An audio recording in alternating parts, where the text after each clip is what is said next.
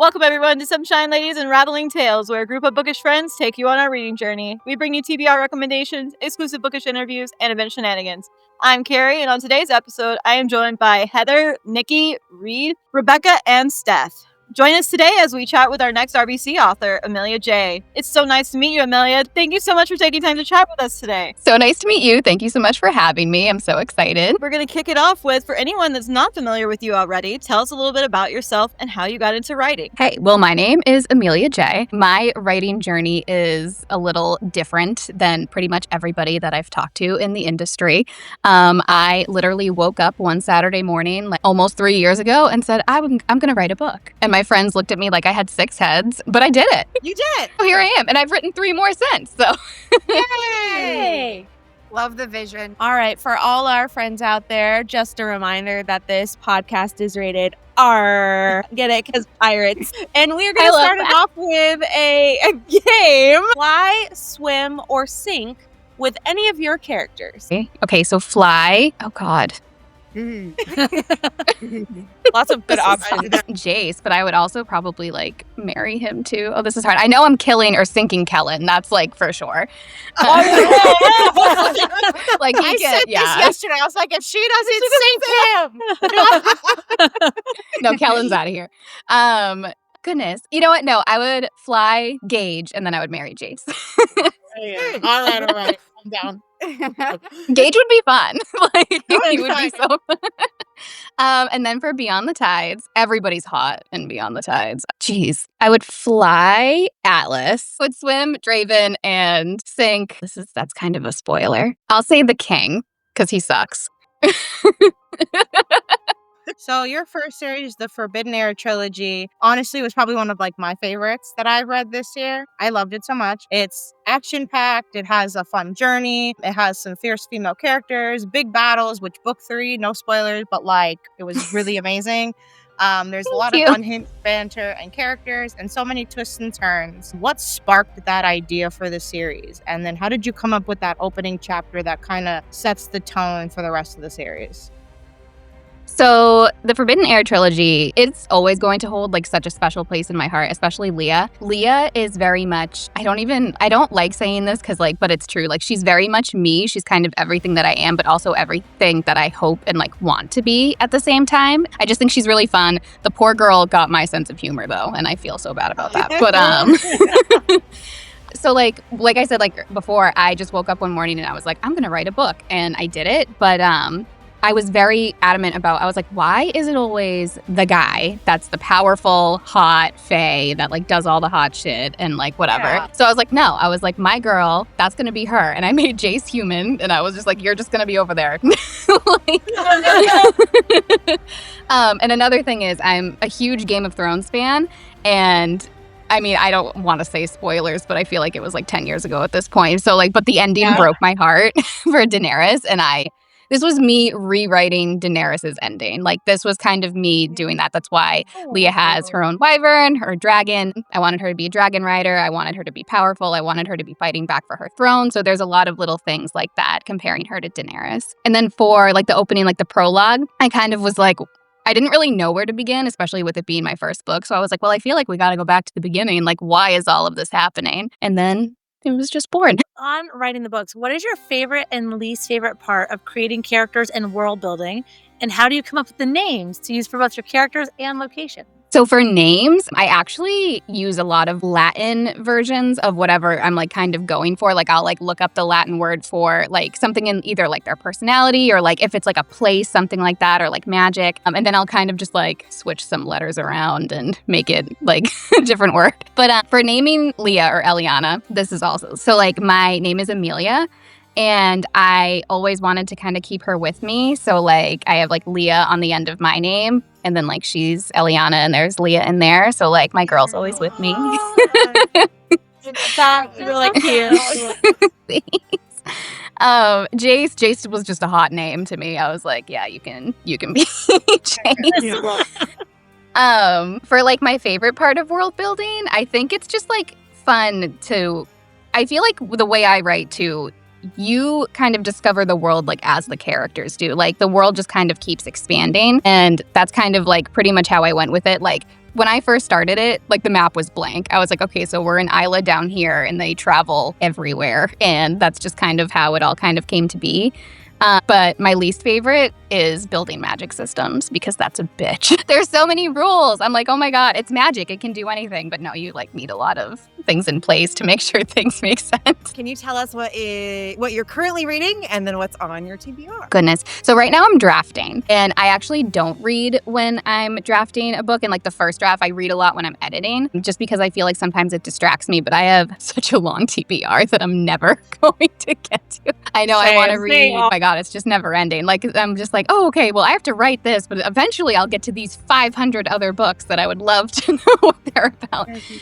But like some recent releases, like The Night and the Moth, I want to read. Fear the Flames, I know that the second book, Wrath of the Dragons, just came out, and dragons are right up my alley, so I'm like, hell yeah, I want to read those. My God, there's so many, I like can't even think. How far into the drafting process are you? So for book 2 of Beyond the Tides, I'm about, I want to say like 75 to 80% in. I hit 125,000 words yesterday, so she's growing. Wow. That's impressive. Awesome. It's a big one. Paint us a picture of your ideal writing space. What are some must-have items in your room? So right now, I'm literally where I write right now. I'm right at my desk. Eventually, I would love to have my own little nerd cave that I can just like hide in and be like the little gremlin that I am. But typically, I'm surrounded by snacks, a lot of drinks. I'll have like water and coffee, and then like the cups just kind of build up next to me.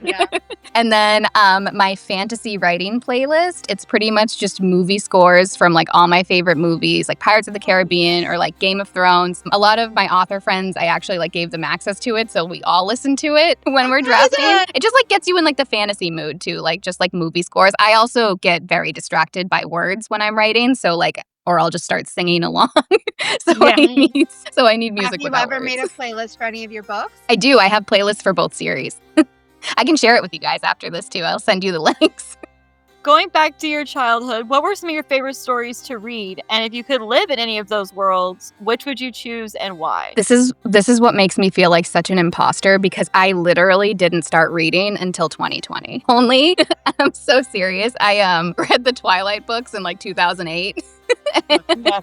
That's like really the only thing I read outside of school, but I'm a huge movie buff, like obsessed with movies like Pirates of the Caribbean, Atlantis, obviously, and pretty much anything with a dragon. I've been obsessed with dragons since I was a kid. I don't know if you guys know this book. It's called Dragonology. It's just this massive Never heard of it.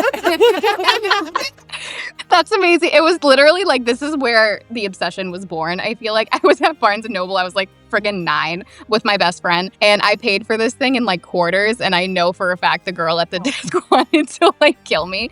But it was like my prized possession for so long. Just this book about dragons. Oh, I love that. That's awesome. I have to get this book. It's really fun. It has like pop-ups.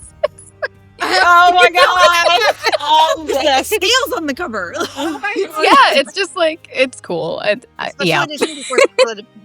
So when becoming an author, who are some of the people in your support squad that you'd like to shout out? And have you gotten to meet any of your idols? Yeah, so my closest girls are definitely Penn Cole, Tay Rose, Kara Douglas. Penn told me she talked to you guys, I think, last week, right? I was like, oh my God, I'm talking to them next weekend. She was like, I know. So yeah. We were just like fangirling over you guys. I know. We're fangirling. Yeah, she's the best. And then Kara Douglas, Tay Rose, VB Lacey, Nicole Platania, Michaela Hornado. I have this like close group of friends that honestly, I don't think I would be writing anymore if it wasn't without these girls. Like they are seriously my lifeline. They are there for every crash out, all the like highs, every low and everything. Like we're just such like, we're so close. I don't think there's been a day in the last like almost 2 years where I haven't talked to them. Oh, good. And for like my idols, I did meet LJ Andrews at Romanticycon back in February, and that was pretty fucking cool. get to meet her soon too, so that's exciting. She's so sweet. She's like the nicest. Listen, she had a good group of She did. author friends. She said Nicole Platania. I was Yeah, like, right? yeah, her last book just came out, and I was Just like, gonna say that this that's week the her next series finished. How do we get into your space? Right? All right. In your first series, the Forbidden Era trilogy, how did the world map and the world building like evolve from book 1 to, book 2 and 3? And then is it the same process when you're building the world for Beyond the Tides? So those actually kind of ended up being very different. So like for the Forbidden Air trilogy, everything just kind of unraveled as I was writing. Like I was like, okay, they're traveling and here's a town and here's some enchanted, scary, terrifying fucking woods where everything's just trying to kill them. It just kind of kept going and it's just one continent. But with Beyond the Tides, I knew that I wanted it to be like a kingdom-based magic system. So there's 4 kingdoms and one of them, there's a human kingdom, an elven kingdom, woodland, and then Mayronese is the Sunken Kingdom, which is like the Atlantis one. So that world kind of was built before anything else was. So it was kind of very backwards from what I did before. Oh, fascinating. All right, so dive deeper into A Wraith Beneath the Tides, which is book 1 of that series, which has a Pirates Meets Atlantis vibe to it. Walk us through the creation of the story, this one, and where does your allure from the ocean come from? So here's something funny. I am terrified of the ocean. That is the scariest shit to me ever. But I've been like obsessed with Pirates of the Caribbean since I was a kid. Like those were the movies that I just watched with like my dad over and over and over again when I was younger, and I still watch them all the time. They're like my comfort movies. Atlantis, I feel like that's like the most underrated Disney movie ever, and like Treasure Planet. There's a theme here. I also, with like the Forbidden Air trilogy, Kellen, the villain, he's very kind of like pirate-like. He's not a pirate, but like he's kind of very like, he's like the sea captain essentially. And I had so much fun writing him. And there's a scene in the 3rd book where he commandeers a ship. And I was literally drunk when I wrote it, but I had so much fun. Yo, I love that. No, literally. I was texting the girls, all of my author friends, and I was like, I'm commandeering a ship. And they were like, you're not doing that. Lynn's doing that. I was like, I'm commandeering a ship. And, and the scene stayed. It's literally in the book. You said that you're afraid of the ocean, and isn't it scary but beautiful at the same time? Something that I also wanted to do with Beyond the Tides, there's a god system on top of the magic system. And with the sea goddesses, there's like, I have one for the surface and one for the depths. So we kind of, throughout the series too, are going to see what happens in the ocean up at the surface and then down through the depths. So I kind of wanted to explore all of that with it. And when I was researching depths of the ocean, I was not having a great time. Yeah, There's a lot of shit down there, guys. Yeah, there is, yes. In total darkness. Yeah. Oh, God. Yes. Mira is a complex character. Did she evolve while writing, or did she start fully realized as your FMC and also the antagonist?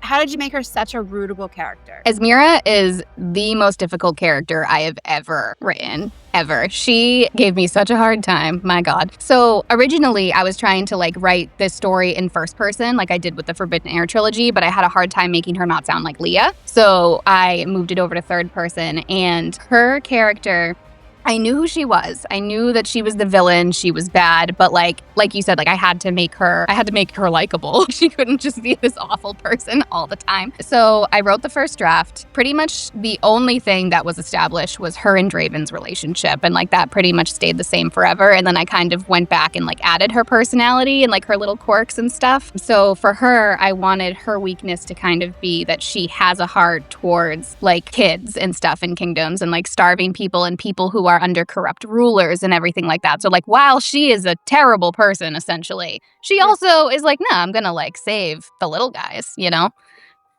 She's an anti-hero. Do you have like little tabs where you have the characters and you just like kind of go back and forth, or do you like plot out the book and then like go back and fill in like character details? So for the Forbidden Air trilogy, I knew everybody. Literally, they were on like a sticky note with their names listed, and I just always had who they were. Like that story was in my head 100%. Beyond the Tides, it's the opposite. Pretty much the two series are the complete opposite in every way possible with how they were written. Beyond the Tides also has a much, much more in-depth magic system. So I downloaded this thing called Obsidian, and basically it's character charts, it's kingdom charts, gods and everything. So I have everything in like different tabs and they can connect to each other and stuff. And I'm always going back and referring to that as I'm writing. That's such a great resource. Each of your characters has such a strong quality of empowerment. What has been your biggest emotional conflict while writing any of your characters, and what does feminine rage mean to your characters? I love feminine rage. Oh. That is my favorite shit ever. So with The Forbidden Heir, this was my love letter to Daenerys, as I said, and they butchered her feminine rage in those last couple episodes of Game of Thrones. So that was like very important to me. Like that was the one thing I wanted to get right when it came to... You really did butcher it. Oh my God. It was so bad. Good. I'm like, tell me a man wrote this without telling me a man wrote this. So for Leah and everything, I really wanted to deep dive into that and make it's kind of more of a slow build. Like she goes through so much and it's just building and building inside of her, and you get her inner monologue of it, you get Jace's view of her from the outside of it, and then she ends up coming to the point where she explodes, but you understand why it happened and you're on her side, unlike what happened before. Yep. And then with Esmira, she's always just kind of angry. So her feminine rage, when it towards the end where that explodes, you definitely see it coming from like 1,800 miles away. Esmira's dynamic with Draven, who is the second-born son of a dick of a king, is an interesting one. How can you describe the tension in their arc? For this one, I wanted it to be a slow burn. It could have been slower. So with this one, I'm like, I'm dragging this shit out. Like that tension is going to be there. I mean, maybe. Ken's like, we need more slow burn, and you're like, I got you. I'm like, I don't think I can wait till book 3 though. I'm not gonna do that. Tension in Draven and Esmira's arc. How would you describe that? Like, how did you incorporate that? They're just, Draven is down so bad for her. Like from the moment they meet, and she is so like, go away, you know? And so basically like, it's hard to like not give stuff away, but there's a lot of things in place, especially readers will catch a lot if they end up rereading the first book, because there is a lot. And one person has already reread it, and I'm like, holy shit. And she was like, there's so many little clues. And I was like, I know. I can't believe you reread it already. I sprinkled a lot. My favorite thing. I love it. But like, it's just so like both of them aren't very trusting. They both come from very different, but also like the same kind of background. They're both seen as monsters. They're both weapons to their fathers. And that's what ends up ultimately like helping that bond grow between them. But it's very rocky along the way. And like Esmira especially, like she's not very easily trusting. So I didn't want her to warm up to Draven like quickly at all. So yeah, I pretty much made him a lovesick puppy, and she's just like, go away. At RBC this year, the ball does have the theme of pirates, which is so fitting because your newest book has a badass FMC that's a pirate. Me specifically, as a cosplayer, I have intentions of, hint, hint, kind of doing a cosplay of Esmira. I'm just letting you know, I'm like putting a whole thing into work, so I'm excited. But when you're like attending these events or scrolling through Instagram or any other socials and you see like fan art, merchandise, cosplays, what does that mean like to you as the writer, that kind of like love and support? That stuff like means the world to me and every author. But it's just like, because you go through, books take months and months and like sometimes even years to create. And a lot of times like you're the only one in those worlds. And almost every author I know will say this. And like when you get to that point of publishing, you're like, oh shit, is anyone gonna like this? So when it is out in the world and you find your readers and people do like it, like there is just seriously like no better feeling. Like I'm so honored for any cosplay, any art, like anything, every post. I'm like, this is like the coolest thing in the world, because what do you mean something my little brain came up with is like something you're obsessing over? I can't even like comprehend that. That's basically incredible. I love that so much. So speaking of RBC, out of the numerous author events that you've been to, can you tell us what one of your most surprising or one of your most favorite memories of them? Well, when I was at RBC in LA, me and all the girls were lined up. It was my first event. I was right with all my friends. That was like a nice little support system that I definitely needed. I remember that first signing day, I was so nervous. I was like shaking right before the doors opened. And I was like, I'm going to be awkward and weird. And oh my God, like, what do I even say to people? But like the doors opened and like everybody rushed in, and it was just like a switch went off and I was just in it. And I remember that feeling. It was just so cool to like meet everybody, like meeting the readers, meeting people who were excited to meet me was just so weird and like the coolest thing ever. And I was like so grateful. It's so interesting to hear that you were so nervous before it, because I'm like, before meeting an author, I'm like, what do I say to them? What's going to happen? I'm going to be so weird. They're going to be like, who is this person? It's very much the same on the other side of it, trust me. Like, I'm literally like always in my little cave, like writing by myself. And then I was just meeting hundreds of people and I was like, oh my God, this is wild. Yeah, I bet. All right, so let's play a fun game of this or that. So you can go quick or kind of explain a little bit if you want to. But I think I know this one. Slow burn or down and dirty? I know I can't pick both, but like, can I do like slow burn to down and dirty? Plotter or pantser? I'm kind of both. So like for Beyond the Tides especially, I have like everything written down because it's just, you should see my notes. It's a little insane. But I will say, sometimes I'm in a scene and the characters just take it an entirely different direction. So for the most part, I plot or I try to stick to the plot, but sometimes my characters are like, nah, bitch, we're going this way instead. Wyvern or kraken? Wyvern. I am such a dragon girl. Like, you know how they say like horse girls? I am that of dragons. An ebook or audiobook? I'm an ebook girly. Okay. Same. Keyboard or pen and paper?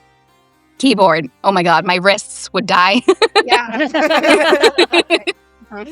Sprayed edges or page overlays? Ooh. I'm going to say edges because edges I feel like can always be like displayed, but the page overlays, you got to flip through them and like look for them type thing. First person or third person POV? So I've written in both now, and I know that there's like very big opinions on like first versus third, but I actually, for like writing purposes, I actually do like to do it in third person because I feel like you get more story that way. I feel like with first person, it's very biased, like you're literally in their mind, but like in third person, you can kind of see more. And I did not think that was going to happen. Fun fact, the first 20,000 words of Wraith were written in both. And I literally read through both versions multiple times and I had to decide which one I wanted to go through. Oh, wow. Yeah. And I ended up picking third. Fan art or cosplay? God, I can't pick between. I have an art problem, I will say. I commission so much art. I know that's not like fan art, but I'm like obsessed with art. But I will say like, I love that. love the art you put out. So amazing. I have my bookshelf, I have the first 3 books, and then I got the Butterfly book box edition, and then I think I have like 7 or 8 art prints, and they're all just like displayed on my bookshelf around the thing. I love that. I love that so much. I pretty much constantly have at least 4 to 5 pieces of art in the works always. It's just a horrible addiction. I just love seeing my babies brought to life. People will message me and they're like, please never stop doing this. I'm like, my wallet says otherwise, but it's fine. Like, I can't stop even if I wanted to. But cosplaying is All right, firepower or water power? like for me, if I were to have it, Yeah. I would be a menace if I had fire powers. I want fire powers. Chaos gremlin. Yes, that's exactly what I am. All right. Coffee or tea? Coffee. All right. Jace or Draven? No. How dare you? We're so mean. This is a hard one. Why choose? But Draven, Okay. I will say. So Love it. I love Draven, and I feel like they love very differently. I think Jace was exactly who Leah needed, and I think he was perfect for her and like perfect in so many ways. But like looking at them side by side, I'm like, there's just something about a dude who will burn anyone to ash for you that it just. Okay, and my favorite, Calypso's tits or fucking Ira? Calypso's tits. I love it. You have the Forbidden Air trilogy wrapped, and A Wraith Beneath the Tides launches your new Beyond the Tides series. What's next on the horizon for you, And where can fans keep up with you? So, Beyond the Tides will also be a trilogy. It's planned to be 3 books. And then after that, I'm feeling vampires, guys. I have had a vampire story kind of like urban fantasy-y, I will say. Like, I want like motorcycles in there. Like, I kind of have like this like Van Helsing meets Sons of Anarchy thing going in my head. Very different. Sold. Very different from anything else I've written, but I'm excited. And like sometimes those characters like knock on my brain. I'm like, you need to wait your turn. And to keep up with me, I'm very active on Instagram, and I also have a newsletter on my website. I send stuff out typically quarterly. Just like some updates and stuff, unless like there's a release coming up or like ARC signups and stuff like that. But that's probably the easiest way to see like everything that's happening because the algorithm is terrible on social media. Yes. Horrible. Amelia, thank you so much for chatting with us today and taking us on your writing journey. See you all next time. Bye. Thank you.